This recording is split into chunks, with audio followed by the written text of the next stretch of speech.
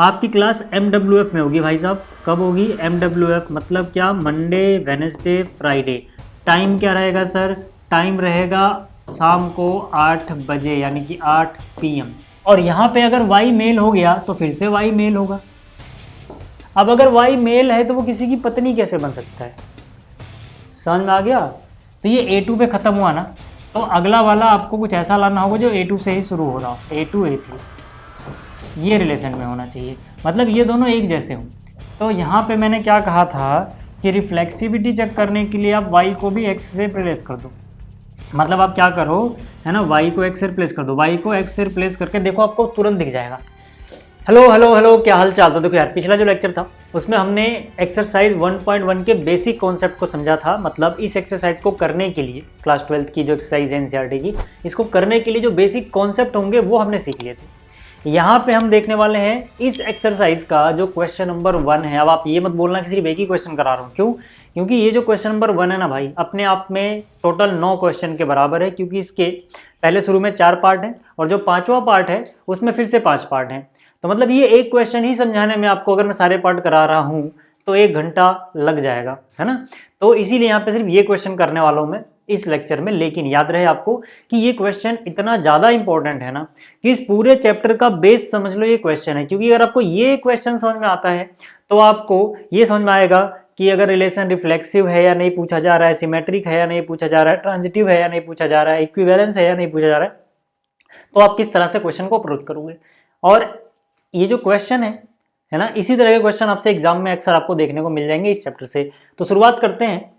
लेकिन क्योंकि हो सकता है कुछ बच्चों ने पिछला लेक्चर ना देखा हो, तो मैं हल्का सा ठीक है बेसिक कॉन्सेप्ट बता देता हूँ, फिर उसके बाद चलते हैं, है ना, आगे। अच्छा, एक बात और PDF आपको टेलीग्राम पे मिल जाएगी। टेलीग्राम पे जाना, सर्च करना @AKStudy+। जरूर से यहाँ पे विजिट करना। यहाँ पे आपको PDF मिल रही है भैया, फ्री ऑफ कॉस्ट, कोई कॉस्ट नहीं है, कोई पैसा नहीं लग रहा उसका, फ्री है सब कुछ, है ना, जो भी यहाँ पे आपको मिल रहा है, ठीक है, अभी तक। तो यहाँ पे विजिट कर लेना, लेक्चर की PDF मिल जाएगी, है ना। चलिए इस कॉन्सेप्ट को समझते हैं। और एक बात और, बहुत सारे बच्चे क्या पूछ रहे हैं कि क्लास कब कब होगी। तो देखो यार, अब आपकी क्लास रेगुलर होंगी। अभी क्लास 12th का सेशन शुरू हुआ है, तो अभी आप शुरू से ही पढ़ना शुरू कर दो, ठीक है। आपकी क्लास MWF में होगी भाई साहब। कब होगी? MWF मतलब क्या? Monday, Wednesday, Friday. टाइम क्या रहेगा सर? टाइम रहेगा शाम को 8 बजे यानी कि 8 PM, ठीक है। तो शाम को 8 बजे एवरी, ठीक है ना, एवरी MWF आप विजिट करना इस चैनल पे। और यहाँ पे आपको नया लेक्चर मिल जाया करेगा शुरू से लेके, मतलब अभी जो चैप्टर 1 शुरू हो रहा है यहाँ से लेके जब तक आपका क्लास 12th का एग्जाम नहीं हो जाता, मैं आपके साथ रहूँगा, सारी चीज़ आपको गाइड करता रहूँगा। बस आप टाइम टू टाइम लेक्चर देखते रहना, नोट्स वगैरह बनाते रहना। PDF तो खैर मैं प्रोवाइड कर ही रहा हूँ, ठीक है। चलिए देखो, पिछले लेक्चर में मैंने आपको समझाया था बहुत कुछ, लेकिन उनमें से कुछ बातें जो भी इस क्वेश्चन को करने के जरूरी है वो समझ लो। यहाँ पे आपको समझ में आना चाहिए कि भैया रिलेशन रिफ्लेक्सिव कब होगी, सिमेट्रिक कब होगी, ट्रांजिटिव कब होगी, कैसे चेक किया जाएगा, है ना, और फिर इक्विवेलेंस कब होगी। तो देखो, अगर कोई रिलेशन है इन सेट ए, है ना, रिलेशन कहाँ है? इन सेट ए। इन सेट ए का एक खास मीनिंग होता है, मैंने आपको समझाया था, जब भी आपको किसी सेट में रिलेशन दी जाए तो इसका मतलब क्या होता है कि रिलेशन वहीं से वहीं पे डिफाइंड है। मतलब इन सेट ए है तो set A to set A defined है। जैसे कहते हैं ना सेट A टू B, तो B की जगह भी A होगा, ये समझ लो, है ना। इन सेट ए का मतलब होता है सेट A से सेट A में ही है, कहीं कुछ बाहर का नहीं आ रहा, ठीक है। अब देखो, मैंने आपको 3 चीजें कहा था कि भाई देखो बहुत इंपॉर्टेंट है इस चैप्टर में। पहला क्या? रिलेशन रिफ्लेक्सिव कब होगी। रिलेशन रिफ्लेक्सिव कब होगी? जब जितने भी एलिमेंट हैं सेट A के पास, है ना, सेट A जिसमें रिलेशन डिफाइंड है, तो इसके पास जितने भी एलिमेंट हैं उन सभी का डबलेट अगर रिलेशन में है, देखो ये A कहाँ पे होगा? सेट में, और A को मैं कहाँ पे होना चाहिए? रिलेशन में, तब हम बोलेंगे कि ये रिफ्लेक्सिव है। अब कई बार रिलेशन A टू B भी डिफाइंड होगी, A टू B डिफाइंड होगी, है ना। तो याद रहे आपको कि जो ये A आ रहा है ना, ये शुरू वाले सेट से आ रहा है यहाँ से। अब वहां तो दोनों जगह A है तो कंफ्यूजन वाली बात नहीं है, बट यहाँ पे अगर A दे दिया वहां B दे दिया, तो आपको क्या देखना है? इसके पास जो एलिमेंट है शुरू में जो है, ठीक है। बात समझ में आ गई? अब कहने का मतलब देखो, मैं इसको आपको एक एग्जांपल से समझा देता हूँ। आप इसको ऐसे समझ सकते हो, जैसे कि मैंने पिछली बार बताया भी था कि अगर जो सेट A है, मान लो उसके पास है 1 2 3, ठीक है, 1 2 3, तो आपको सर्च क्या करना होगा? आपको सर्च करना होगा कि भैया रिलेशन में कम से कम, अगर A के पास 1 है तो 1 1 होना चाहिए कम से कम, है ना, 2 है तो 2 2 भी होना चाहिए, 3 है तो 3 3 भी होना चाहिए, कम से कम इतना हो। इसके अलावा कुछ और है नहीं है हमें मतलब नहीं है, बट इतना तो होना ही चाहिए, मतलब जो भी एलिमेंट है उनका डबलेट। तब रिलेशन क्या कहलाएगी, तब रिलेशन कहलाएगी रिफ्लेक्सिव, है ना। तो रिफ्लेक्सिविटी के लिए हम ये देखेंगे। अब इसको करने का ट्रिक क्या होगा, जब आप क्वेश्चन में फंसने लगोगे तो आप याद रखना कि जैसे यहाँ पे समझो ये x की जगह है, ये y की जगह है, तो दूसरा जो एलिमेंट है y, उसकी जगह भी x रख दो, उसकी जगह भी x रख दो, मतलब दोनों को सेम बना दो। यहाँ पे a तो वहाँ पे a, तो यहाँ पे x हो तो वहाँ पे भी x कर दो, ठीक है। सिमेट्रिसिटी चेक करने के लिए हम क्या करते हैं, उलट देते हैं। जैसे सिमेट्रिसिटी चेक करने के लिए आपके पास ये रिलेशन में होना चाहिए, ये रिलेशन में होना चाहिए, तब आपको ये लेके आना होता है। मतलब क्या कि अगर a1 a2 रिलेशन में है तो इसका उल्टा कर दो, है ना, स्वैप कर दो, एक्स वाई को स्वैप कर दो, ठीक है। तो a2 a1 भी रिलेशन में होना चाहिए, तब हम बोलते हैं कि रिलेशन सिमेट्रिक है। जितने भी a1 a2 जो है यहाँ पर a1 a2 वो कहाँ पे बिलोंग कर रहे हैं, सेट ए से। ट्रांजिटिव के लिए क्या होता है सर कि अगर a1 a2 रिलेशन में हो और a2 a3 भी रिलेशन में हो, तब हम ये सर्च करते हैं। याद रहे आपको, अगर ये दोनों है तब वो सर्च किया जाएगा, अगर वो मिल गया तो हम बोलेंगे ट्रांजिटिव है। लेकिन सोचो अगर यही दोनों ना मिले तब उसको बिना सर्च किए ही हम बोल देंगे ट्रांजिटिव है। ये बात अजीब लगती है बहुत सारे बच्चों को, बट अभी क्वेश्चन आएगा एक ऐसा, ठीक है। लेकिन मेरे बात का पहले मतलब समझ लो अच्छे से कि यहाँ पर देखो खास बात क्या है कि अगर ये a1 है a2 है, कहाँ पे है सर, रिलेशन में है, तो ये a2 पे खत्म हुआ ना, तो अगला वाला आपको कुछ ऐसा लाना होगा जो a2 से ही शुरू हो रहा हो, a2 a3 ये रिलेशन में होना चाहिए, मतलब ये दोनों एक जैसे हों। तो रिलेशन में कई बार आपको कुछ ऐसी रिलेशन भी मिलेंगी जिसमें अगर ये मान लो जहाँ पे खत्म हो रहा है वहाँ से शुरू होने वाला कुछ मिलेगा ही नहीं। तो जब वहाँ से शुरू होने वाला कुछ नहीं मिलेगा तब आप a1 क्या है a3 क्या है डिसाइड ही नहीं कर पाओगे। तो उस केस में भी रिलेशन ट्रांजिटिव हो जाती है, मतलब कि अगर a1 a2 a2 a3 है तो a1 a3 रिलेशन में मिल जाए तब भी ट्रांजिटिव होगी, और अगर यही दोनों प्रेजेंट नहीं है तो हम वो चेक ही नहीं कर पाएंगे। जिस केस में हम वो चेक नहीं कर पाएंगे उस केस में भी ट्रांजिटिव होगी। क्यों होगी समझा दूंगा अभी, जब अभी एग्जाम्पल आएगा। तो ये जो मैंने दूसरी बात बोली ना कि जब ये नहीं है तब ढूंढे बिना ही ट्रांजिटिव बोल देते हैं, ये बात आपको सारे टीचर नहीं बताएंगे, ठीक है। अब देख लेना चाहिए, ठीक है। बट ये होता है। अभी एक क्वेश्चन आएगा, पहले क्वेश्चन के साथ दूसरा पार्ट है, ठीक है ना, और फिर एक पांचवें पार्ट में भी कुछ है ABCD में से एक, उसमें इस कॉन्सेप्ट का इस्तेमाल होगा, अभी आप देखना। अच्छा एक और चीज़, इक्विवेलेंस रिलेशन किसे कहेंगे, जो तीनों होगी, तीनों मतलब ये तीनों, यानी ऐसी रिलेशन जो रिफ्लेक्सिव भी है, सिमेट्रिक भी है, ट्रांजिटिव भी है, उसको हम क्या बोलते हैं, इक्विवेलेंस रिलेशन, ठीक है। यहाँ तक अगर आपको बात समझ में आई है तो चलिए अब क्वेश्चन करते हैं। PDF तो खैर आपको टेलीग्राम पे मिल जाएगी, फिर से बता दे रहा हूँ। क्वेश्चन क्या है, क्वेश्चन है determine whether each of following relations are reflexive, symmetric and transitive. Each मतलब 5 पार्ट है भाई, मैंने सिर्फ एक ही पार्ट उतारा है ना, बाकी के पार्ट आप देखोगे तो यहाँ पे है, ठीक है, यहाँ पे है, ठीक है। तो अभी मैं पहले पार्ट की बात कर रहा हूँ। तो पहला जो पार्ट है इसमें क्या बोला गया है, एक रिलेशन है R, ये कहाँ पे है, इन दी सेट ए। मैंने आपको अभी क्या मतलब समझाया, इन सेट ए या इन सेट एनीथिंग, मतलब वहीं से वहीं तक, है ना, एनीथिंग से एनीथिंग। तो यहाँ पे अगर रिलेशन बोल दिया है इन सेट ए, तो सबसे पहली बात जो आपको यहाँ पे सीखने को मिल रही है, जो मैंने आपको अभी बताई, ठीक है, एक मिनट रुक जाओ, तार नीचे है, अभी नीचे फर्श नहीं हुआ ना तो मिट्टी है पूरी, ठीक है। तो यहाँ पे मैंने क्या बोला, इन सेट ए का मतलब क्या हो गया, set A to A, set A से सेट ए। यहाँ तक बात समझ में आई। अब ए के पास देखो क्या है ना, ए के पास क्या क्या एलिमेंट आ रहे हैं एक बार देखना जरा। ए के पास है 1 2 3 से लेके 14 तक है सारे, ये सारे नेचुरल नंबर 1 2 3 कहाँ तक है नेचुरल नंबर, अप टू 14, है ना, 13 फिर 14, यहाँ तक अगर आपको समझ में आ रहा है। तो देखो सबसे मेन क्या होता है कि भैया रिलेशन डिफाइन किस तरह से, उसकी डेफिनेशन क्या दी गई है।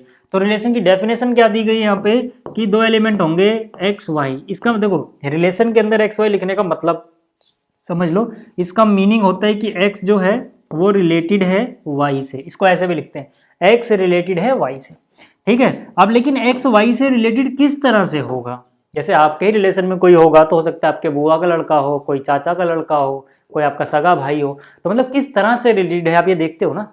तो वैसे ही x y से कैसे रिलेटेड है, किस तरह से रिलेशन में है, वो हमें बताया जाता है यहाँ पर, ठीक है। कैसे रिलेटेड है, देखो अगर x के 3 गुने में से y माइनस किया जाए, अगर x के 3 गुने में से y माइनस किया जाए और 0 मिल जाए तो ये x y रिलेशन में आ जाएंगे, ठीक है। इस कंडीशन को या इस समीकरण को, इस इक्वेशन को सेटिस्फाई कर दे, मतलब एक्स वाई।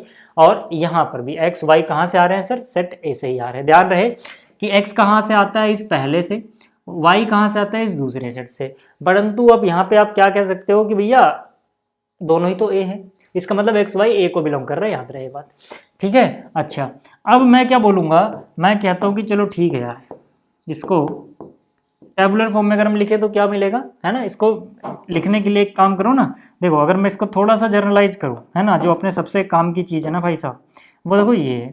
अगर मैं इसको थोड़ा सा जनरलाइज करूँ तो क्या मैं बोल सकता हूँ कि भाई ये जो चीज़ लिखी है 3x minus Y equal to 0, इसका मतलब है वाई इक्वल टू 3x, लिख सकता हूँ ना, y इक्वल टू 3x। चाहो तो इसको अलग से आप लिख लो यहाँ पे समझने के लिए, ठीक है। अब ये कहाँ से आया है, यहाँ से तो आया है, ठीक है ना। 3x minus Y equal to 0 तो y बराबर 3x हो गया। अब सोचना हमारा आसान हो जाएगा कि देखो भैया पहले जो लिखना है x, फिर लिखना है y। तो अगर मैं x की वैल्यू, देखो x में क्या क्या रख सकता हूँ, जो a के पास है, क्योंकि x a को बिलोंग करेगा। अगर मैं x की वैल्यू 1 रखता हूँ तो y की वैल्यू क्या आ जाएगी, 3 गुणा 1 यानी 3, है ना। हालांकि ऐसे हम दिमाग नहीं लगाएंगे बार बार 1 2 3, अपन सीधा सोचेंगे कि y जो है x का 3 गुना है भैंस की आँख। तो अगर x 2 होगा तो 2 का 3 गुना यानी y 6 हो जाएगा। अगर x 3 है तो 3 का 3 गुना यानी y 9 हो जाएगा। अगर x 4 है तो y 12 हो जाएगा। क्या इसके आगे हम जा सकते हैं, नहीं जा सकते। क्यों नहीं जा सकते हैं सर, क्योंकि देखो अगर मैं x को 5 रखने की गलती करूंगा और ये सोच के कि यार x तो a को बिलोंग करता है और a के पास तो 5 भी है, तो यहाँ तक तो मुझे लगेगा मैं ठीक कर रहा हूँ। लेकिन जैसे ही मैं y कैलकुलेट करूंगा y हो जाएगा 15, क्योंकि वो तो x का 3 गुना होगा। और आप देखोगे भाई 15 यहाँ पे नहीं मिलेगा, जबकि y भी कहाँ से आना चाहिए, दूसरे सेट से, वो भी a है, यानी कि y भी इसी a में होना चाहिए था, है ही नहीं, 15 नहीं है भाई। तो वहां तक अपन जा नहीं सकते। बात यहाँ तक क्लियर हो रही है क्या, बात यहाँ तक क्लियर हो रही है क्या, ठीक है। अब आगे चलते हैं, ठीक है। अब आगे चलने का मतलब क्या हुआ सर, कि हम यहाँ पे चेक करेंगे जो हमसे चेक करने को बोला गया है। हमसे क्या चेक करने को बोला है कि रिफ्लेक्सिव, सिमेट्रिक और ट्रांजिटिव है या नहीं है, ये बताओ इन तीनों में से क्या क्या है, क्या क्या नहीं है। एक बात बताओ मुझे कि आपको ये पता है कि अगर हम किसी चीज़ को सही प्रूफ करना चाहते हैं, याद रहे हम किसी चीज़ को सही प्रूफ करना चाहते हैं तो वो हर केस के लिए सही होनी चाहिए। जैसे अगर आप ही देखो ना, अगर आप किसी की नज़र में अच्छे रहना चाहते हो मतलब आप हर जगह सही हो भैया, तभी अच्छे माने जाओगे। जहाँ आपने एक भी गलती कर दी ना तो आपकी जितनी अच्छाई थी सब भुला दी जाएगी, और जो आपने एक गलती करी है ना सिर्फ उसको याद रखा जाएगा। वही चीज़ यहाँ भी लगती है भाई साहब। अगर आप किसी चीज़ को ट्रू प्रूव करना चाहते हो तो हर केस के लिए ही वो सही रहे।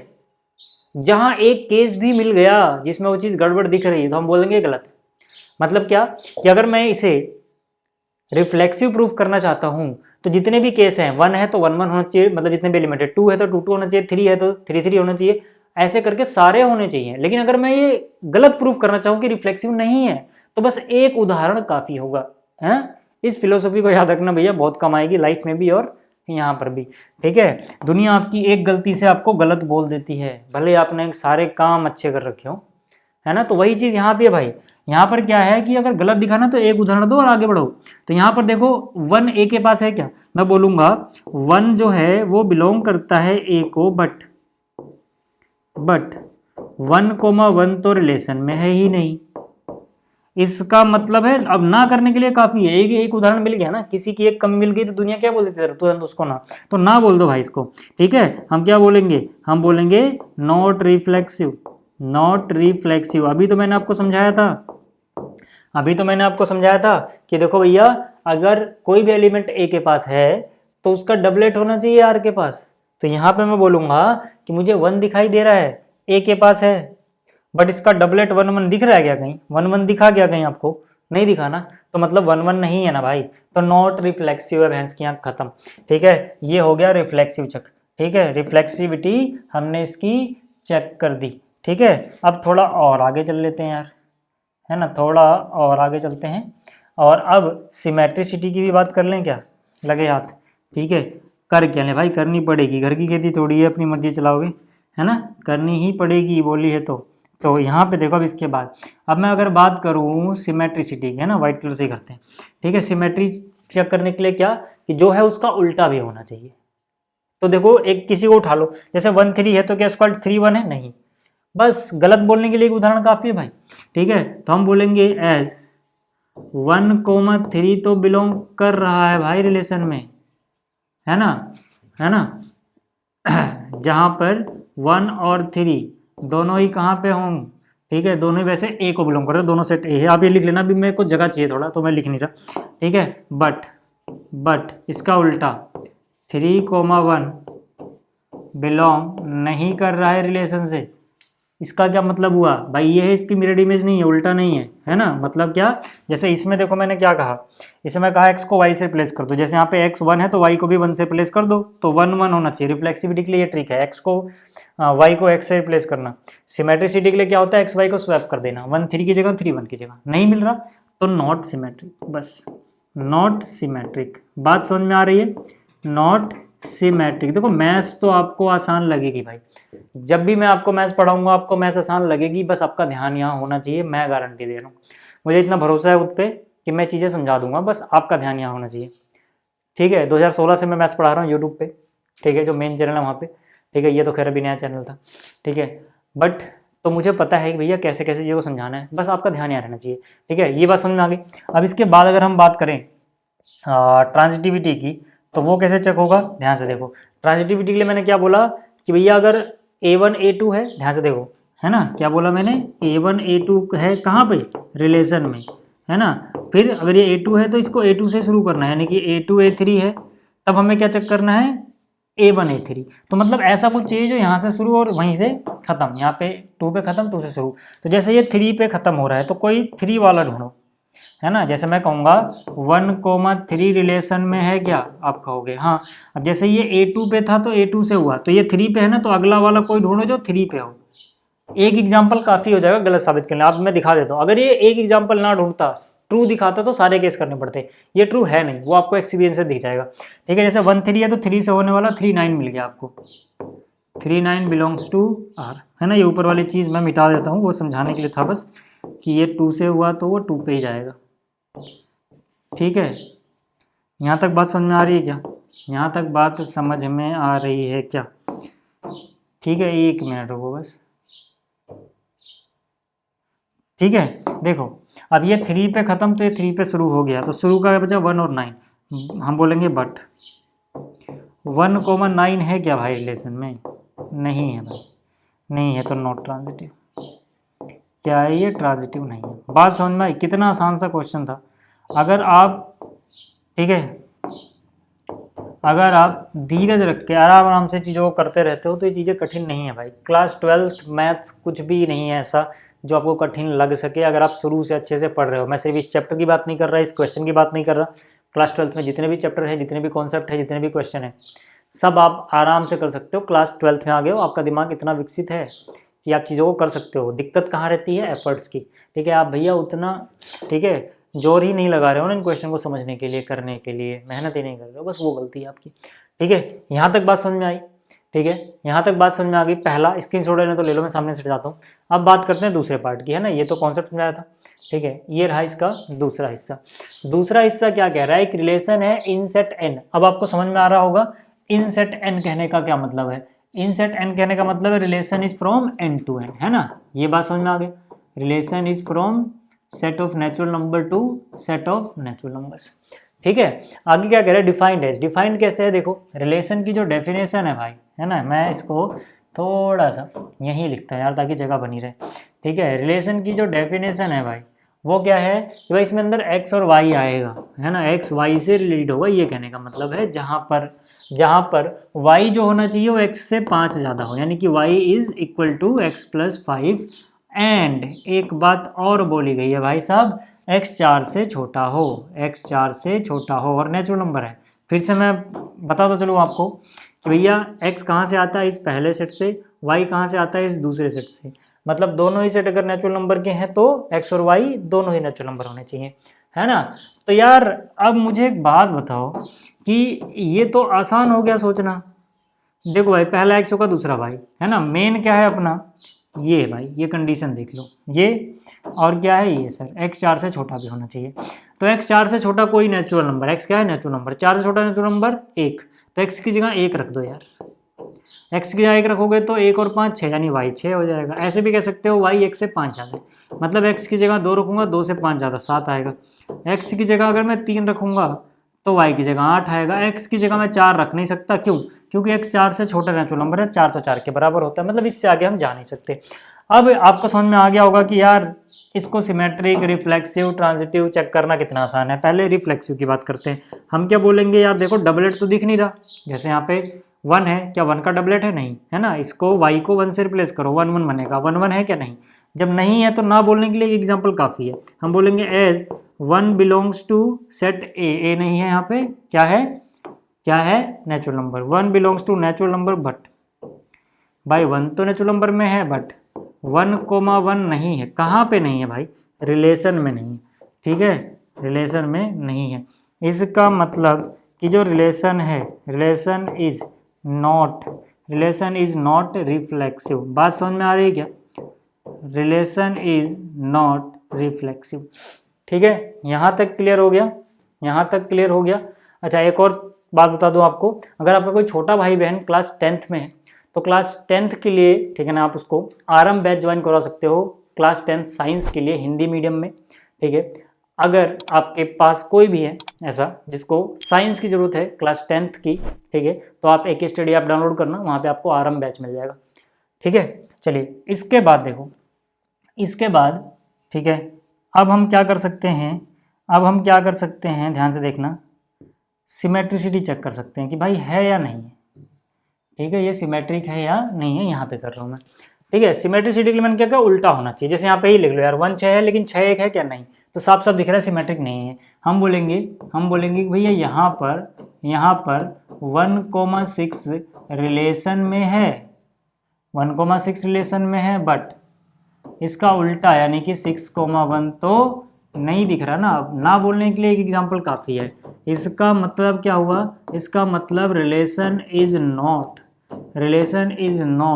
सिमेट्रिक, रिलेशन सिमेट्रिक नहीं है भैंस की यहाँ, ठीक है। यहाँ तक बात समझ में आई? ट्रांजिटिविटी की बात कर लेते हैं, चलो, है ना, ट्रांजिटिविटी की बात ही कर लेते हैं अब, ठीक है, या बात भी कर लेते हैं अब फिर से देखो, अब जो चीज़ मैंने आपको कहा था वो एक केस यहाँ पे आ रहा है। मैंने क्या कहा था? A1 A2 है, तो A2 से शुरू होने वाला कोई चीज़ चाहिए आपको, जो A2 A3 है मान लो, तो इस A2 के बाद जो आ रहा होगा वो 3 मान लोगे, फिर आप A1 A3 ढूंढोगे ना। लेकिन अगर आपको कोई ऐसा पेयर ही ना मिले जिसमें ये A2 पे खत्म हो रहा है तो A2 पे शुरू भी हो, तब आप डिसाइड कैसे करोगे कि भैया A1 क्या है A3 क्या है ना। तो उस केस में आप बिना चेक किए ही बोल देते हो कि ये ट्रांजिटिव होगा। ऐसा क्यों बोलते हैं? रीजन बताता हूँ आपको। पहले एक क्वेश्चन देखो, इस क्वेश्चन में भी यही हाल है भाई। जैसे यहाँ पे ये 6 से खत्म है, अगर मैं इसको A1 बोलूँगा, इसको A2 बोलूँगा, तो A2 की वैल्यू 6 हो जाएगी ना भाई। तो 6 से तो शुरू होने वाला कोई है ही नहीं। अब मैं इसको A2 नहीं बोल सकता क्योंकि 6 पे खत्म है, तो ये 2 पे भाई, 6 पे नहीं है ना, तो A2 ही नहीं मिल रहा मुझे। अगर मैं इसको A2 बोल देता हूँ कि चलो ये A1 हो गया, ये A2 हो गया, तो A2 7 हो जाएगा। अब 7 से शुरू होने वाला कोई है ही नहीं भैंस की यहाँ, है ना। ऐसे ही 8 से शुरू होने वाला भी कोई नहीं है भाई। तो हम यहाँ पे वो चीज़ ढूंढ ही नहीं पा रहे, A1 A2 और A2 A3। समझ में आ रही बात? तो उस केस में भी ये ट्रांजिटिव माना जाता है। क्यों माना जाता है लिख लूँ, पहले समझाता हूँ। फिर हम क्या बोलेंगे? हम बोलेंगे here pair of A1 A2 belongs to R and A2 A3 belongs to R is not present. So we cannot check for A1 A3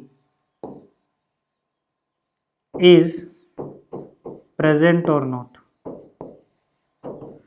अब आपको ये बात थोड़ी अजीब लगेगी शुरुआत में, ठीक है।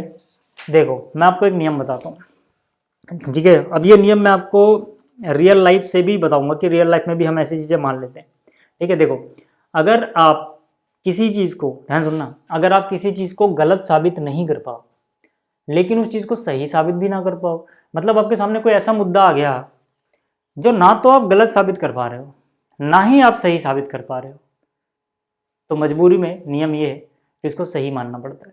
कैसे? एग्जाम्पल देता हूँ। जैसे देखो, इसका बेस्ट एग्जाम्पल है कि जैसे पुलिस ने किसी को पकड़ा, है ना, जब तक उस पे वो दोष साबित नहीं होता था।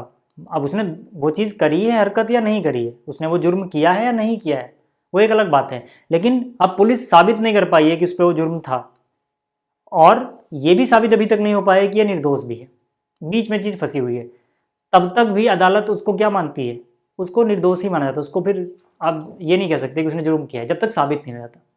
साबित दोनों चीज़ें नहीं हो पा रही हैं अभी, ना ही वो निर्दोष साबित हो रहा है ना ही वो दोषी, लेकिन तब तक उसे निर्दोष ही माना जाता है ना।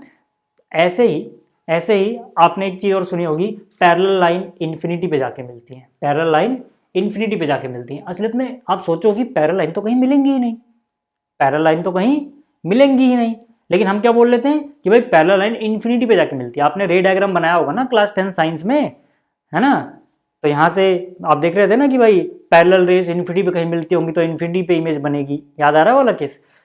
लेकिन हम तो ये सोचते हैं कि यार पैरेलल लाइन तो कहीं मिलती नहीं है, तो इस बात को सही कैसे मान लिया गया कि पैरेलल लाइन इन्फिनिटी पे जाके मिलेगी? क्योंकि आप इस बात को सही या गलत दोनों साबित नहीं कर पाओगे, है ना। अगर आप किसी से बहस करोगे वो कहेगा भाई इन्फिनिटी पे जाके चेक कर ले, मिल रही है, जैसे किसी ने कहा कि मिल रही है, वो कहेगा जाके चेक कर ले। अब आप उसको सही गलत कुछ भी साबित नहीं कर पाओगे, क्यों? क्योंकि आप कभी इन्फिनिटी पे पहुंचोगे नहीं, और इन्फिनिटी पे पहुंचोगे नहीं तो फिर चेक भी नहीं कर पाओगे, ना आप सही चेक कर पाओगे कि ऐसा हो रहा है कि नहीं हो रहा है। तो इसीलिए आपको मान लेना होता है कि हाँ चलो मिलती है। बात समझ में आ रही है? वैसे ही यहाँ पर भी है। अब क्योंकि A1 A2 रिलेशन में और A2 A3 ऐसा कोई पेयर नहीं है, ठीक है, जिसमें ये दोनों एक जैसे हों, A2 A2, तो आप A1 A3 को चेक ही नहीं कर पाओगे कि रिलेशन में है या नहीं। तो ऐसे में आप मान लेते हो कि ये रिलेशन में है, क्योंकि ये है या नहीं है आप चेक नहीं कर सकते हो। क्यों? क्योंकि आप वैल्यू ही नहीं पता लगा पा रहे हो ना भाई, A1 किसको लूँ A3 किसको लूँ, नहीं पता लगा पाओगे आप। समझ में आई बात? तो जब आप ऐसा कर पाओ, ठीक है, कि कंफ्यूज हो जाओ, मतलब दोनों ही ना कर पाओ, ना प्रूफ कर पाओ है या ना नहीं है, तो मान लेना होता है। तो ऐसे में है प्रेजेंट और नोट, हम बोलेंगे in such cases, in such cases it is assumed relation is transitive.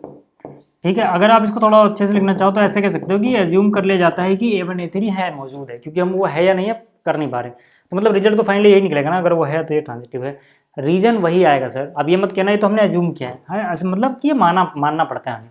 जैसे पैरेलल लाइन वाला केस बताया या वो दोषी निर्दोष होने वाला केस बताया, वैसे ही है भाई। ठीक है, रीजन मैंने आपको समझा दिया। बहुत सारी NCERT में देखोगे ना तो इसको नॉट ट्रांजिटिव लिखा गया है, लेकिन अगर आप ओल्ड NCERT उठा के देखोगे ना तो ये ट्रांजिटिव है, बहुत सारे, है ना, कहीं एरर हो गया, मिसप्रिंट हो गया। ठीक है, बहुत सारे टीचर इसको पढ़ा भी रहे हैं ट्रांजिटिव, कुछ पढ़ा रहे हैं नॉट ट्रांजिटिव, जबकि ये ट्रांजिटिव है भाई, है ना। अभी इस जैसा एक और एग्जांपल आएगा, अभी मैं जो दिखाऊंगा आपको, हस्बैंड वाइफ वाला जो एक एग्जांपल है 5वें का, उसमें भी, उस केस में भी आप ट्रांजिटिविटी चेक नहीं कर पाते, तो मानना पड़ता है कि वो ट्रांजिटिव है। ठीक है, चलो, है ना, एक बार एक काम करो, पहले स्क्रीनशॉट ले लो, मैं हट जाता हूँ सामने से। अब देखो, अब ये जो तीसरा हिस्सा है इसमें क्या कह रहे हैं, relation is in the set ए। फिर से यार, रिलेशन अगर सेट ए में है तो इसका मीनिंग आपको समझ में आ गया होगा कि relation is from A to A. Relation कहाँ पे है सर? ए टू ए में है, ए के पास ये 6 एलिमेंट हैं। अब रिलेशन डिफाइंड कैसे है sir? Relation is defined as x comma y, यानी एक्स रिलेटेड है वाई से, एक्स रिलेटेड है वाई से, such that y is divisible by x, है ना, y is divisible by x. यानी कि एक्स वाई से रिलेटेड तभी होगा जब एक्स वाई को हाँ ठीक है, एक्स वाई को डिवाइड कर पाए, यानी वाई एक्स से डिवाइड हो जाए। ठीक है, तो यहाँ पे मैंने क्या कहा था कि रिफ्लेक्सिविटी चेक करने के लिए आप वाई को भी एक्स से रिप्लेस कर दो। मतलब आप क्या करो, है ना, वाई को एक्स से रिप्लेस कर दो, वाई को एक्स से रिप्लेस करके देखो आपको तुरंत दिख जाएगा। अगर मैं वाई को एक्स से रिप्लेस करूँ तो यहाँ पे मैं अभी क्या पढ़ रहा था, y is divisible by x, तो अगर मैं y की जगह x पढ़ूँ थोड़ी देर के लिए तो क्या नजर आएगा, x is divisible by x। कैसा होता है? हाँ भाई, x खुद को डिवाइड कर सकता है, बस एक ही केस में ऐसा नहीं होगा जब x 0 हो जाए। भाई 0 बाई 0 यानी 0 खुद को 0 को डिवाइड कर रहा है, वो तो अनडिफाइंड वाला केस आ जाता है ना। तो बस यहाँ पे ये 0 है भी नहीं, ठीक है, तो टेंशन वाली कोई बात नहीं है। 1 मिनट अलार्म बज रहा है, बंद कर दो पहले, फिर आगे बात करते हैं। ठीक है, तो हम क्या बोलेंगे कि भैया देखो अपने पास सिंपल सा ट्रिक है, रिफ्लेक्सिविटी चेक करने के लिए आप y की जगह x पढ़ो, y is divisible by x की जगह x is divisible by x होता है क्या? हाँ, तो यहीं से हमें आइडिया लग गया यार, x तो खुद को डिवाइड कर ही सकता है ना। हम बोलेंगे as for all x belongs to a, मतलब कोई भी x अगर a में से लोगे, 0 तो आ नहीं रहा यहाँ पे, है ना, तो हम क्या बोलेंगे, हम बोलेंगे x is divisible by x। ठीक है, x तो खुद से डिवाइड हो ही जाएगा यहाँ पे। तो हम क्या बोलेंगे, इसका मतलब है x comma x belongs to r, भैंस की आँख। क्यों? क्योंकि x y बिलोंग कर रहा है तो y x से डिवाइड होना चाहिए। तो यहाँ y की जगह x है तो x x से डिवाइड तो हो रहा है ना भाई। तो यहाँ से हम क्या बोलेंगे, यहाँ से हम बोलेंगे रिलेशन इज रिफ्लेक्सिव। रिलेशन क्या है, रिफ्लेक्सिव है। Relation is reflexive. ठीक है, हम क्या बोलेंगे भाई, देखो साफ साफ दिख रहा है, सिमेट्रिक तो नहीं होगा, मतलब नहीं वाला आइडिया आपको थोड़ा थोड़ा लग जाएगा जैसे जैसे आपको एक्सपीरियंस होगा। कैसे? इतनी सी बात तो आप सोच सकते हो ना भाई, कि जैसे देखो ना यार, 1 2 को डिवाइड कर सकता है, तो क्या 2 भी 1 को डिवाइड कर सकता है क्या? नहीं भाई। तो उल्टा करने पे हमेशा सही तो नहीं होता है, ऐसे ही दिख रहा है हमें। तो जब नहीं वाला केस है तो एक एग्जाम्पल काफ़ी है, एक एग्जाम्पल लिख दो यार। जैसे मैंने x की वैल्यू 1 ली, अब y देखो x कहाँ से आ रहा है, a से, y भी a से आ रहा है। a से कोई वैल्यू ले लो, 2 ले लो मान लो, तो मान लूँगा 1,2 बिलोंग्स टू आर एज। क्यों है ये ऐसा? क्योंकि एज 2 इज डिविजिबल बाई 1 है ना, x की जगह 1 है भाई। बट हम बोलेंगे बट इसका उल्टा 2,1 तो रिलेशन में आएगा ही नहीं। क्यों नहीं आएगा? क्योंकि y is not divisible by x हो गया यहाँ पे। y की यहाँ क्या है 1, तो हम बोलेंगे 1 इज नॉट डिविजिबल बाई क्या, 2। ठीक है, इसका मतलब क्या हो गया, इसका मतलब हो गया रिलेशन इज नॉट सिमेट्रिक। बात समझ में आ रही है यहाँ तक?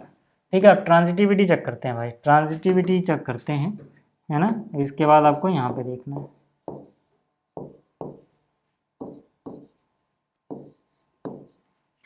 चलो ट्रांजिटिविटी चेक करते हैं। ट्रांजिटिविटी कैसे चेक होगी भाई? ठीक है, ध्यान से देखना, ध्यान से देखना। मैं यहाँ पे क्या बोलूँगा, मैं बोलूँगा चलो ठीक है, अब है ना, लेट ठीक है, x comma y belongs to R है, एंड देखो अगर ये y पे ख़त्म हो तो y शुरू होना चाहिए, y कोमा z भी बिलोंग्स टू आर है। अब मुझे देखो ना, y और y कॉमन दिख रहा है, मुझे x और z के बीच में देखना है कि क्या होगा भाई, है ना, x और z के। आप चाहो तो एक उदाहरण भी दे सकते थे अगर आपको मिल जाता, लेकिन वो गलत के केस में। देखते हैं गलत है या सही है, वो आप दिमाग लगाना। ठीक है, मैं ये मान के चलो जनरल वाला ही कर लेते हैं। तो देखो x यहाँ पर, ठीक है, x comma y belongs to R है, इसका मतलब क्या हो गया, इसका मतलब हो गया y is divisible by x होना चाहिए। अगर y x से डिवाइड हो जाता है तो मतलब y बराबर एक इंटीजर इनटू में x लिखा जा सकता है। मान लो मैं लिख दिया nx। ऐसा क्यों लिखा? जैसे देखो 15 अगर 5 से डिवाइड हो जाता है तो इसका मतलब है 15 को हम लिख पाएंगे एक इंटीजर गुणा में 5, है ना, इंटीजर जैसे 3 हो गया। तो वैसे ही है यहाँ पर कि अगर y x से डिवाइड हो जाता है तो y बराबर nx होगा, n जहाँ पे एक इंटीजर होना चाहिए। समझ में आ गई बात? समझ में आ गई बात? यहाँ पे आप लिख सकते हो, ठीक है, where n belongs to integer, ठीक है ना, या फिर यहाँ लिख देता हूँ मैं, where n belongs to integer. ठीक है, हालांकि यहाँ पे इंटीजर भी नहीं होगा क्योंकि y तो इससे बाहर जा नहीं सकता यार, है ना। जब माइनस में रखोगे तो y माइनस में चला जाएगा, माइनस में तो y रहेगा नहीं। तो आप चाहते हैं यहाँ पे नेचुरल नंबर ही लिख लो तो भी ठीक है ना, n belongs to natural number, वो भी इसी लिमिट में। ठीक है, खैर अभी उतना ध्यान नहीं देना हमें, यहाँ पे आ जाओ। एंड y और z है तो इसका मतलब z is divisible by y, z is divisible by y, है ना। इसका मतलब क्या हो गया, इसका मतलब हो गया z जो है y के पहाड़े में आता होगा। मान लो m बार पहाड़ा पढ़ने पे आता है ना, वेयर m बिलोंग्स टू, मान लो नेचुरल नंबर है।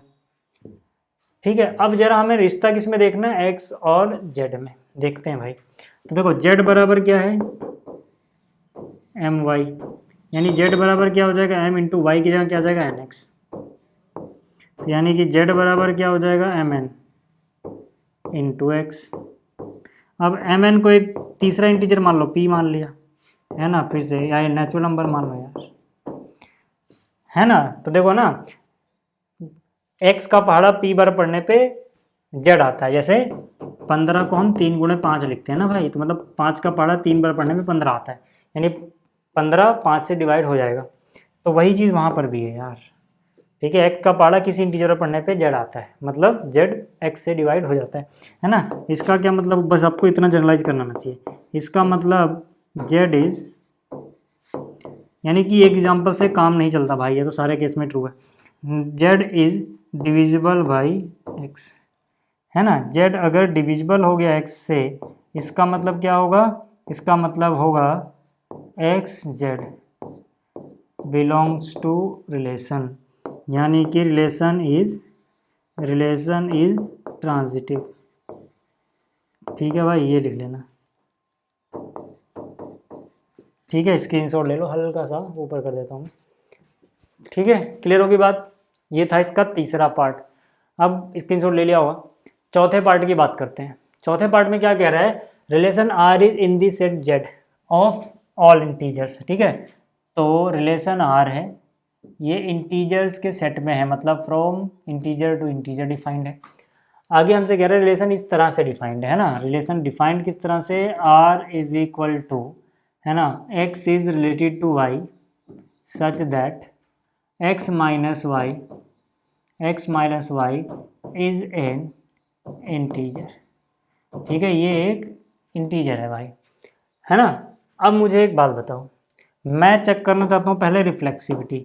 रिफ्लेक्सिविटी के लिए मैंने क्या बोला कि भाई y को भी x से रिप्लेस करके देखो, यानी कि x माइनस वाई था ना, y की जगह ही x कर दो, तो क्या x माइनस एक्स एक इंटीजर होगा, हाँ। x माइनस एक्स हमेशा जीरो आएगा भाई, तो वो तो इंटीजर होगा, मतलब देखो काम बन गया। बस इतना सा ट्रिक याद रखना, है ना। रिफ्लेक्सिविटी के लिए हम क्या बोलेंगे, हम बोलेंगे for all x belongs to, कौन सा सेट है, इंटीजर, ठीक है।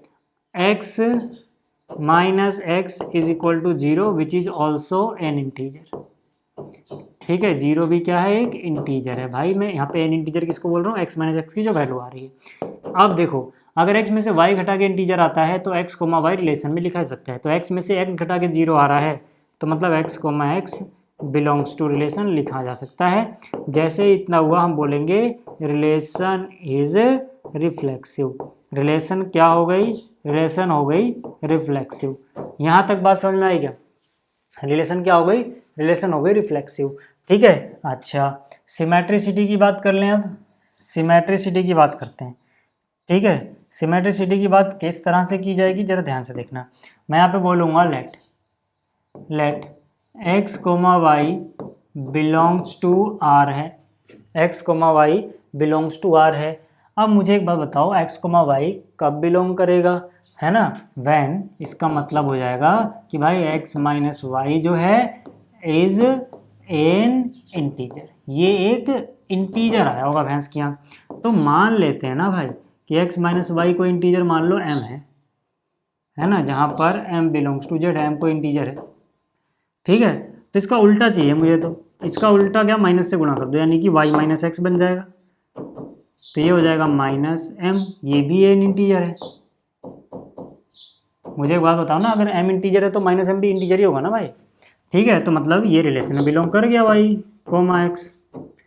क्यों कर गया सर, क्योंकि देखो ना, x में से y घटाने पे अगर एक इंटीजर आता है तो पहले x लिखा तो x कोमा के पहले, बाद में y लिखा तो y कोमा के बाद। तो यहाँ उल्टा है भाई, पहले y लिखा तो y कोमा के पहले और बाद में x है तो x कोमा के बाद। अब जैसे ये रिलेशन में हुआ तो देखो ना, x माइनस वाई अगर रिलेशन में था तो इसका उल्टा भी रिलेशन में आ गया, मतलब सिमेट्रिक है भाई रिलेशन, ठीक है। इसका मतलब रिलेशन इज सिमेट्रिक।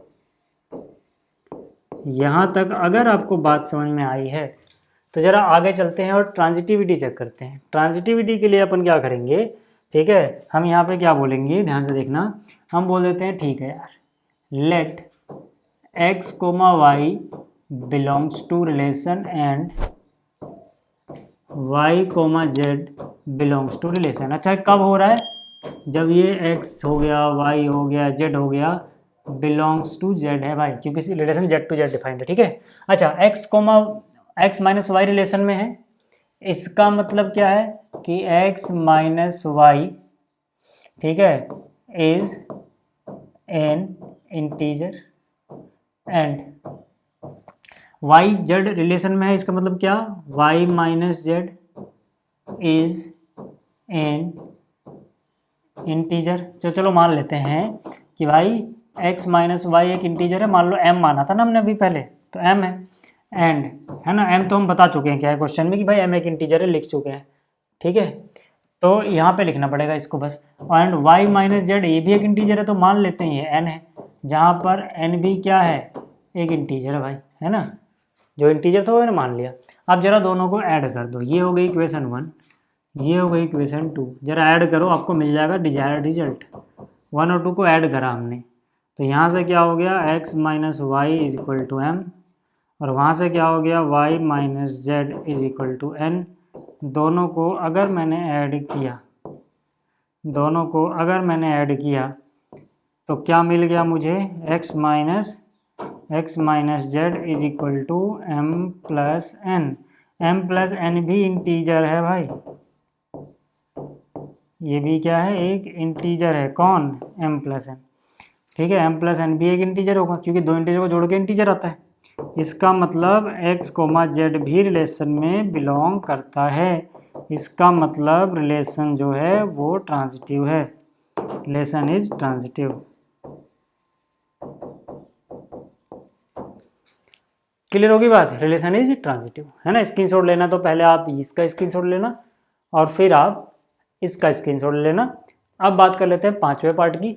जो ये पांचवा पार्ट से बोला गया, relation R in the set of A of human beings in a town at a particular time given. भाई देखो पहले तो ना आप याद रखना कि यहाँ पे सेट ए क्या है। सेट ए है कि भाई एक शहर में रहने वाले किसी खास टाइम पे, है ना, रहने वाले लोग जितने भी हैं उन सबका एक सेट है, यानी सबके नाम मान लो इस सेट में लिखे हुए हैं।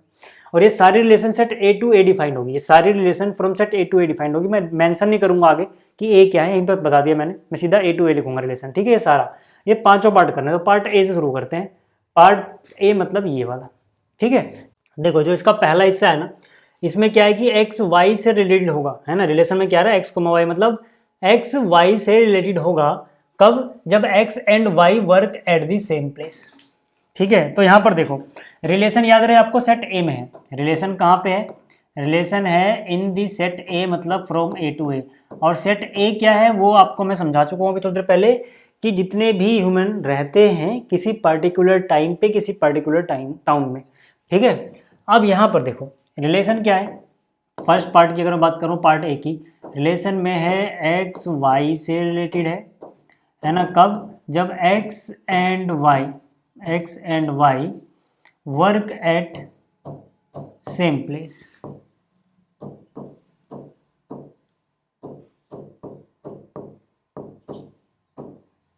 ठीक है। तो मैंने अभी आपको क्या बोला, रिफ्लेक्सिविटी चेक करने के लिए आप y को रिप्लेस कर दो x से, बहुत सिंपल सा है सोचना। तो हम क्या बोलेंगे, x एंड y की जगह x एंड x। तो क्या x and x same place पे, अरे भैया x तो सेम ही पर्सन हो गया ना। अब सेम पर्सन सेम टाइम पे एक ही जगह हो सकता है ना। आप जैसे आप हो, आप अलग अलग टाइम पे तो अलग अलग जगह हो सकते थे, काम कर रहे हो सकते थे, बट क्योंकि यहाँ पे पार्टिकुलर टाइम की बात की गई है, तो उस किसी पार्टिकुलर टाइम पे, जैसे मान लो आज 12 बजे आप जहाँ पे थे वहीं पे थे, है ना। हो सकता है 12 बजे और 1 बजे के बीच में आप अलग अलग जगह हो, लेकिन 12 बजे तो आप पार्टिकुलर टाइम पे तो आप सेम ही जगह रहोगे ना। तो हम क्या बोलेंगे कि भाई एक्स एक्स तो बिलोंग कर जाएगा यहाँ पे। हम क्या बोलेंगे, हम बोलेंगे for all x belongs to this set A, क्योंकि याद रहे आपको एक्स कहाँ से आएगा, यहाँ से, वाई कहाँ से आएगा, वो भी यहीं से, यानी ए से, है ना, क्योंकि अब दोनों ए हैं। तो for all x belongs to A, x and x work at same place. भाई वर्क एट सेम प्लेस, सीधी सी बात है ना। एक्स एक्स तो सेम प्लेस पे ना, वो सेम व्यक्ति ही है ना। इसका मतलब x comma x belongs to R, इसका मतलब रिलेशन इज रिफ्लेक्सिव। यहां तक बात समझ में आई, रिफ्लेक्सिव कैसे हमने इसको प्रूफ किया। अच्छा, अब सिमेट्रिक कैसे करेंगे भाई, वो तो और आसान है। देखो ना, मैंने क्या बोला कि चलो मान लेते हैं, let x comma y belongs to R, है ना। इसका मतलब क्या हो गया, इसका मतलब हो गया x and y work at same place.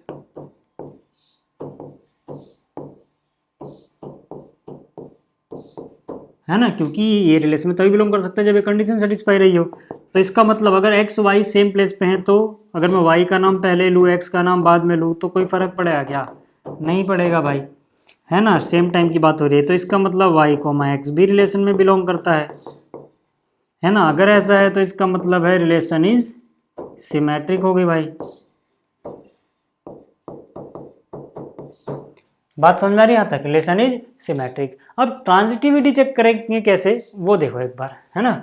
तो मैंने यहाँ पे लिखा लेट ट्रांजिटिविटी लिए क्या होना चाहिए, एक्स कोमा वाई अगर रिलेशन में है तो हमें एक पेयर ढूंढना होगा इसके साथ वाला। अगर ये वाई पे ख़त्म है तो ये वाई से शुरू, यानी कि Y comma x belongs to are.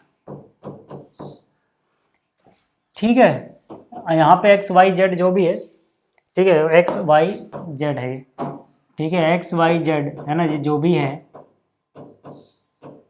ये याद रहे उसी सेट ए में है जो टाउन के ह्यूमंस को रिप्रेजेंट करता है पर्टिकुलर टाइम पे। ठीक है, अब देखो, अब यहाँ पे मैं बोलूँगा कि भैया एक्स एंड वाई बिलोंग कर रहे हैं ना, एक्स वाई से रिलेटेड मतलब एक्स एंड वाई, वाई को थोड़ा सा दूर लिखते हैं, work at same place, work at same place.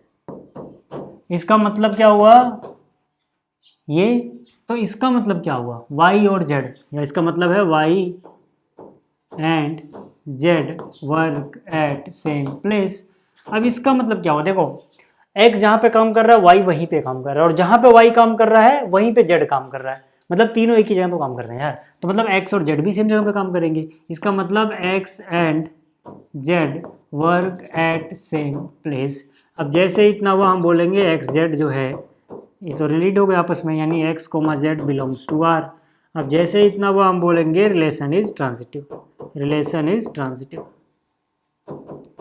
आगे बात समझ में, है ना। पीडीएफ टेलीग्राम पे मिल जाएगी, टेंशन मत लेना, स्क्रीनशॉट ले लो तब भी अगर आपको लगता हो, ठीक है, कि आप स्क्रीनशॉट से समझ लोगे। तो ये पहला था इसका जिसमें हमने रिफ्लेक्सिव और सिमेट्रिक दिखाया, और ये दूसरा पार्ट जिसमें हमने ट्रांजिटिव दिखा दिया।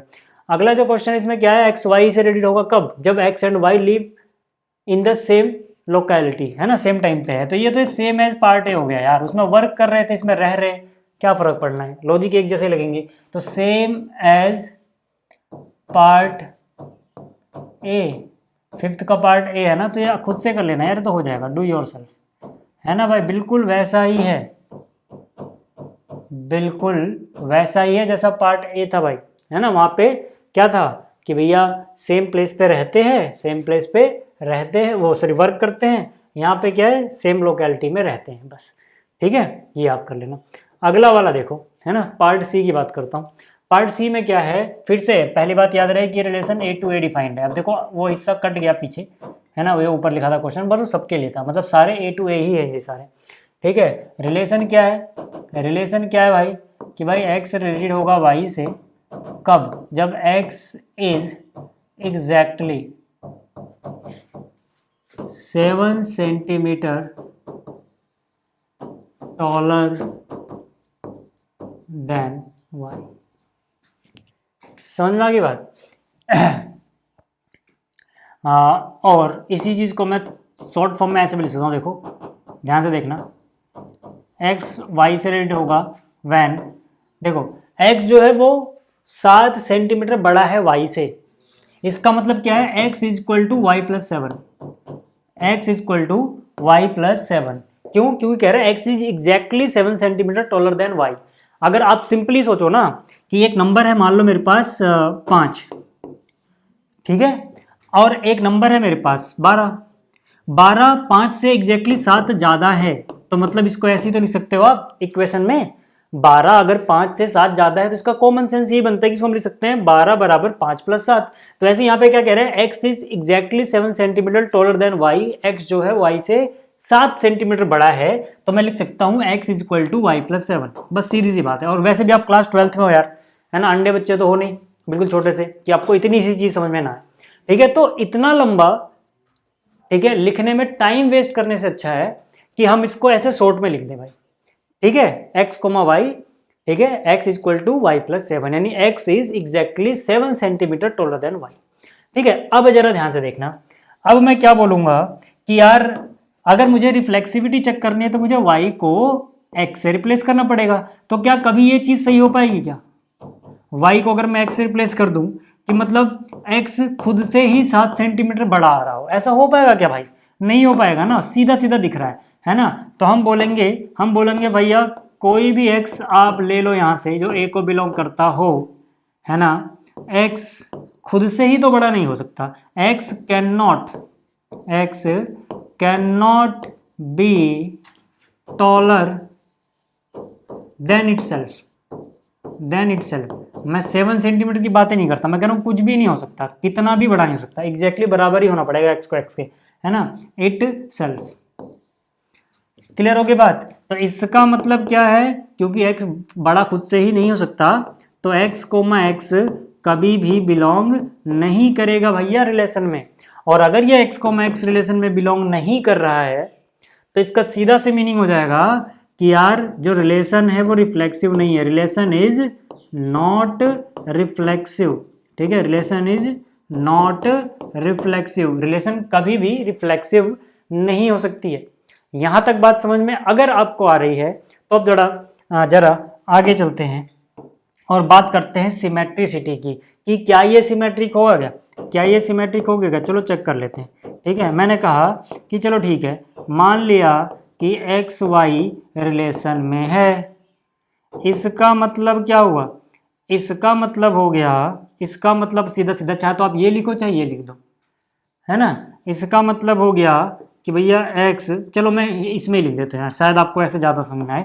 वैसे अगर मैं ऐसे लिखता ना इसमें तो मेरा टाइम बच जाता है। देखो x क्या है, y से 7 ज़्यादा है, तो y क्या है, x से 7 कम है, यानी कि y 7 कम है ना कि बड़ा, तो फिर ये एग्जिस्ट नहीं करेगा। बट कोई बात नहीं, चलो अगर आपको ऐसा ही लग रहा है टाइम थोड़ा वेस्ट ही करना है तो ऐसे ही लिखता हूँ मैं, है ना। मेरा तो टाइम वेस्ट नहीं होगा क्योंकि मैं यहाँ से कॉपी करके यहाँ लिख दूंगा।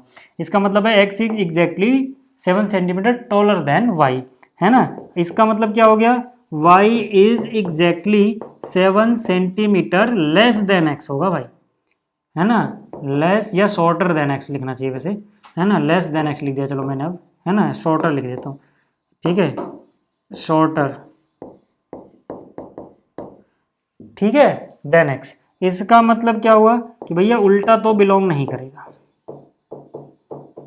ठीक है। तो रिलेशन इज नॉट सिमेट्रिक, बात समझ में आ रही है, रिलेशन इज नॉट सिमेट्रिक। अच्छा, आप ट्रांजिटिविटी चेक करें क्या? ट्रांजिटिविटी चेक करते हैं। देखो मैंने यहाँ पे क्या लिखा, मैंने यहाँ पे लिखा, ठीक है, let x, y belongs to r and y, z belongs to r। देखो जरा ध्यान से, ठीक है। अब यार उतना लंबा चौड़ा मैं लाइन नहीं लिख रहा। x y से कब बिलोंग करेगा? जब x is exactly 7 centimetre taller then y, when x is exactly 7 centimetre taller then y। And y z से कब बिलोंग करेगा भाई? सॉरी ये तो लिखा हुआ है, ठीक है। कब बिलोंग करेगा? जब y एग्जैक्टली z से 7 सेंटीमीटर टॉलर होगा। मुझे देखो y है तो मुझे ढूंढना है x और z में रिलेशन। x और z यानी y गायब कर दो, x और z यानी y गायब कर दो। तो यहाँ से देखो, यहाँ से अगर मैं देखूँ तो x की वैल्यू क्या है, y प्लस 7, और x बराबर y की वैल्यू क्या है, यहाँ पे रख दो, है ना। y की वैल्यू, ये y की तो वैल्यू है, y की वैल्यू क्या है, z plus 7, z plus 7 plus 7 हो गया, तो यानी x बराबर क्या हो गया, z प्लस 14, यानी कि x z से 14 सेंटीमीटर बड़ा हो गया, ना कि 7। इसको आप ऐसे भी समझ सकते हो कि यहाँ पे समझो x है, यहाँ पे y है, यहाँ पे z है, ठीक है। अब हमने क्या देखा कि जो यहाँ पर देखो x है वो y से 7 ज़्यादा है ना। y मान लो इतना है तो x y से 7 ज़्यादा होगा, है ना। और y z से भी 7 ज़्यादा है, यानी y z और छोटा है, y से 7 ज़्यादा ये, उससे 7 ज़्यादा ये, तो भैया z से तो ये बहुत ज़्यादा हो गया, 14 ज़्यादा हो जाएगा, ना कि 7, ठीक है। तो आप ऐसे समझ सकते हो। तो यहाँ पे हम क्या बोलेंगे, हम बोलेंगे इसका मतलब हुआ x is 14 centimetre taller then, या एग्जैक्टली भी लिख लेना, टॉलर देन z। इसका मतलब 7 सेंटीमीटर नहीं है, ठीक है, x is 14 centimetre taller then Z, not 7 centimetre.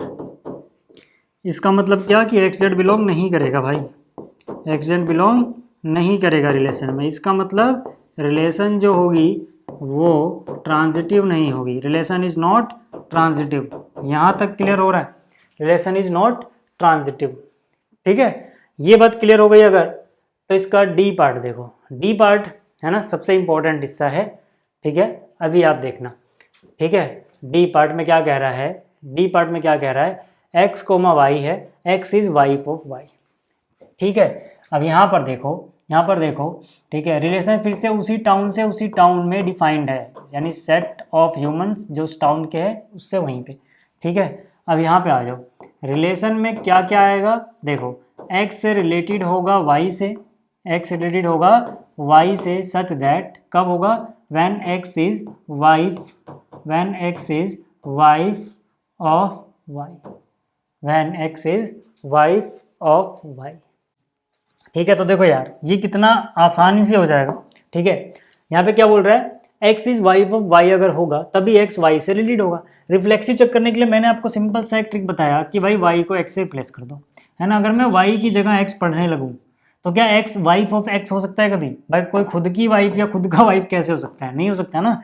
तो यहाँ पे हम क्या बोलेंगे, हम बोलेंगे for all x belongs to this set. x कहाँ से आ रहा है, यहाँ से। ठीक है, कहाँ से आ रहा है, यहाँ से। ठीक है, मैं यहाँ पे क्या बोलूँगा, मैं बोलूँगा x can not B wife of it self, यानी कि x, है ना, x खुद की वाइफ नहीं हो सकता, है ना। इसका मतलब x कोमा x तो कभी रिलेशन में आएगा ही नहीं। ठीक है ना, आप इसकी जगह इट सेल्फ भी लिख सकते हो। ठीक, इसका मतलब क्या हुआ, इसका मतलब रिलेशन इज नॉट रिफ्लेक्सिव। यहाँ तक बात समझ में आ गई, यहाँ तक बात समझ में आ गई। अच्छा, सिमेट्रिसिटी की चेक करते हैं कि ये क्या है, ये है ना। हम बोलेंगे नाउ लेट सिमेट्रिसिटी के लिए क्या भाई, एक पेयर मानो generally x comma y belong करता है रिलेशन में। इसका मतलब इसने कब बिलोंग किया होगा, जब x वाइफ रहा होगा। ठीक है, किसकी, y की। x वाइफ रही होगी y की, है ना, यानी x फीमेल है। x is wife of y। इसका मतलब भैया y is husband of x, not wife. ठीक है, इसका मतलब उल्टा तो बिलोंग नहीं करता, y कोमा x बिलोंग नहीं करेगा। क्यों? क्योंकि पहला एलिमेंट दूसरे की अगर वाइफ है तभी वो बिलोंग करता है, कि यहाँ तो पहला दूसरे की का पति बन जा रहा है, तो नहीं होगा ना, तो नॉट सिमेट्रिक। हम क्या बोलेंगे, नॉट सिमेट्रिक। अब देखो इसके तीसरे पार्ट में बात फंसती है भाई, ना फंसती नहीं है, बस आपको एक छोटा सा कॉन्सेप्ट समझना जो हमने पहले क्वेश्चन के दूसरे पार्ट में समझा था, कि वहाँ पे ये पेयर ही मौजूद नहीं था, याद आ रहा है। यहाँ पर भी वो चीज़ होएगी भाई, यहाँ पे ध्यान से देखना, है ना। पहले वाले पार्ट से कंटिन्यू रखता हूँ, मैं बोलूँगा here x y belongs to R and y z belongs to R, या यूँ कह लो फोर, है ना, here for x y belongs to R, y z belongs to R is not present. Not present मैं समझा देता हूँ ऐसा क्यों हो रहा है ना, समझा देता हूँ। सो पहले मैं लिख लूँ, so x comma z can not be checked, can not be verified, या फिर ये belongs to R can not be verified. क्यों हो रहा है समझो जरा। देखो भाई, एक्स कोमा वाई मान लो अगर ये बिलोंग करता होगा तो ये कभी करेगा ही नहीं क्वेश्चन में बिलोंग, मतलब रिलेशन में बिलोंग। क्यों नहीं करेगा समझ जाओ। ठीक है, कि एक्स क्या है, फीमेल, और वाई क्या होना चाहिए, मेल, तभी एक्स वाई की पत्नी बन सकती है। भाई एक्स फीमेल होगी, वाई मेल होगा, तभी तो एक्स वाई की पत्नी होगी। ठीक है, और यहाँ पे अगर वाई मेल हो गया तो फिर से वाई मेल होगा। अब अगर वाई मेल है तो वो किसी की पत्नी कैसे बन सकता है, समझ में आ गया। ठीक है, एज वाई इज मेल, है ना। तो यहाँ पे आप लिख भी दो वाई, ये अंडरलाइन कर दे रहा हूँ, is not present as Y is male. Y male है भाई, वाई क्या है, मेल है यार। तो मेल है तो किसी की वाइफ कैसे बन जाएगा, इतना आप लिख लेना पहले, है ना। इतने के बाद आपको लिखना है ये, इतने के बाद आपको लिखना है ये। बस इस केस को जरा ध्यान समझना। मैं फिर समझा देता हूँ कि अगर एक्स वाई मान लो कोई पेयर है जो रिलेशन में बिलोंग करता है, तो वाई कोमा जेड कभी भी मिलेगा ही नहीं, यानी कि Y comma Z belongs to R is not present. या तो नॉट प्रेजेंट लिखो, नॉट प्रेजेंट लिखना तो ऐसे कट लगा दो, बट यार वैसे लिखने से समझ नहीं पाते आप, इसलिए मैंने ऐसे लिख दिया। अब क्यों नहीं प्रेजेंट है, क्योंकि वाई मेल है भाई, है ना, दिख रहा है ना। अगर एक्स वाई की पत्नी है तो एक्स फीमेल हुआ, वाई मेल हुआ। अब मेल किसी की पत्नी बन नहीं सकता, यानी पत्नी वाले जगह पे वो आएगा नहीं।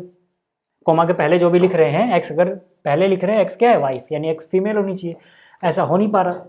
अब जब यही नहीं हो पा रहा तो आपको ये वाई से शुरू और वाई पे खत्म, या मतलब वाई पे खत्म वाई से शुरू होने वाली चीज ही नहीं मिल रही, तो आप एक्स क्या है जेड क्या है वेरीफाई ही नहीं कर पाओगे कभी, है ना। तो इसीलिए एक्स कोमा जेड बिलोंग करता है रिलेशन में कि नहीं, ये वेरीफाई नहीं किया सकता है ना। हम बोलेंगे in such cases, in such cases it is assumed relation is transitive. क्यों सर, क्योंकि ट्रांजिटिव है, इस बात को भी हम प्रूफ नहीं कर पा रहे, नहीं होगा इस बात को भी हम प्रूफ नहीं कर पाएंगे। क्यों, क्योंकि अगर आप ये नहीं दिखा पा रहे हो कि एक्स कोमा जेड बिलोंग करता है कि नहीं, तो आप ये भी नहीं दिखा पा रहे कि नहीं करता होगा, आप दोनों ही नहीं कर पा रहे। और मैंने क्वेश्चन नंबर 1 के सेकंड पार्ट में बताया था कि जिस चीज को हम गलत या सही दोनों साबित ना कर पाए उसको सही मानना पड़ता है। तो अब इसको ट्रांजिटिव है ऐसा भी साबित नहीं किया जा सकता, ट्रांजिटिव नहीं है ऐसा भी साबित नहीं किया जा सकता, इसलिए इसको ट्रांजिटिव मानना पड़ेगा। और बहुत सारे मैथमेटिशियन या कुछ चीज़ें इस चीज़ के खिलाफ भी रहते हैं, इसीलिए आप कहीं कहीं देखोगे ना वो इसको ट्रांजिटिव बोलेंगे कुछ लोग नहीं बोलेंगे। बट जनरली जो अपनी लाइफ में चलता है हम यही मान के चलते हैं, जब तक कोई चीज़ गलत साबित ना हो जाए, भले वो सही साबित ना हुई हो, उसको सही मान के चला जाता है। ठीक है, in such cases it is assumed R is transitive. Clear होगी बात भाई, क्लियर होगी बात, है ना। पैरेलल लाइन वाला भी एग्जांपल मैंने आपको बताया था, और 2 ही निर्दोष होने वाला पुलिस और है ना एक चोर वाला भी एग्जांपल मैंने आपको बताया था इस केस में, कि जब तक चोरी साबित ना हो जाए सामने वाले को निर्दोष माना जाएगा, भले ये भी साबित ना हुआ कि वो निर्दोष था। ठीक है, तो ये वैसा ही कुछ केस है। अगला जो क्वेश्चन है ये मैं इसमें हिंट दूं आपको या आप खुद कर लेना यार। देखो ना कितना आसान सा क्वेश्चन है ना। क्या कह रहा है, रिलेशन में एक्स वाई से लीड होगा अगर एक्स फादर है वाई का। अब सोचो वाई को एक्स से प्लेस कर दो, क्या एक्स खुद का फादर हो सकता है, नहीं, एक्स खुद का फादर नहीं हो सकता, तो क्या ये रिफ्लेक्सिव होगा या नहीं, आप बताओ। दूसरी बात, अगर एक्स वाई का फादर है तो क्या वाई एक्स का भी फादर होगा, उल्टा हो सकता है, नहीं भाई। अगर ये उसका बाप है तो वो उसका बेटा होगा, नहीं हो सकता, यानी सिमेट्रिक भी नहीं होगा, है ना। और एक्स वाई अगर हम तीसरे वाले पार्ट की बात करें, है ना, देखो एक्स को मैं एक्स बिलोंग तो नहीं कर रहा है, अगर एक्स वाई बिलोंग कर रहा है तो इसका उल्टा करने पे बिलोंग नहीं करेगा, हिंट दे दी मैंने आपको। ऐसे ही अगर एक्स वाई बिलोंग कर रहा होगा रिलेशन में और वाई जेड बिलोंग कर रहा होगा, तो यानी एक्स वाई का फादर है, वाई जेड का फादर है, समझना, यानी उसका तो दादा हो जाएगा भाई, यानी ये उसका बेटा वो उसका भी बेटा, या यूँ कह लो ये उसका बाप वो उसका भी बाप, है ना। तो भैया तो ऐसा 3 पीढ़ियाँ हो गई, 3 पुश्तें हो गई, है ना। तो ये हिंट समझ में आ गया होगा आपको, ये आप खुद कर लेना, ठीक है, ये आप खुद कर लेना, बिल्कुल आसान सा क्वेश्चन है ना, डू योर सेल्फ। अब इतना तो यार आपको दिमाग लगाना ही पड़ेगा, तभी जो मैंने इतनी सारी मेहनत की है आपको समझ में आई है कि नहीं, वो टेस्ट भी हो जाएगा उससे।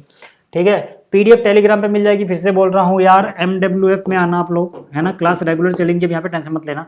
MWF में शाम को 8 बजे आपको नया लेक्चर मिल जाया करेगा, और लेक्चर खत्म होने के 15-20 मिनट बाद PDF भी मिल जाया करेगी। ठीक है, तो भैया उम्मीद कर रहा हूँ कि आप रेगुलर क्लास यहाँ पे कर रहे होगे, सारी चीज़ें सीख रहे होगे, शुरू से लेके, मतलब अभी जो क्लास आप 12th आपके शुरू हुई है यहाँ से लेके एंड तक मैं आपके साथ रहूँगा, टेंशन मत लेना। थैंक यू इस लेक्चर को देखने के लिए, जल्दी मिलेंगे नेक्स्ट लेक्चर में।